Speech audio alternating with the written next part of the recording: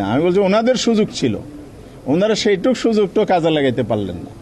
জাতির কাছে ওনারা যে গণতন্ত্র চান, চর্চা করতেছেন, এই মেসেজটা আমরা দিতে পারলেন না।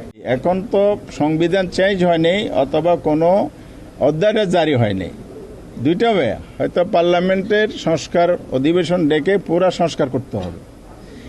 আর এই জায়গায় যদি গণতন্ত্র চর্চায় ওনারা আন্তরিক হয়, আমি কেন বললাম, যেহেতু ওনাদের চিফও অলরেডি বলে দিয়েছেন, তার মানে গণতন্ত্রটা চাচ্ছেন না, সেই কারণে সুযোগটা ছিল। আমরা দাবি করছি না, বিষয়টা আমরা দাবি আকারে বলছি না, আমি বলছি ওনাদের সুযোগ ছিল, ওনারা সেইটুক সুযোগটা কাজে লাগাইতে পারলেন না। জাতির কাছে ওনারা যে গণতন্ত্র চান, চর্চা করতেছেন, এই মেসেজটা আমরা দিতে পারলেন না, এটাই আমি বলেছি।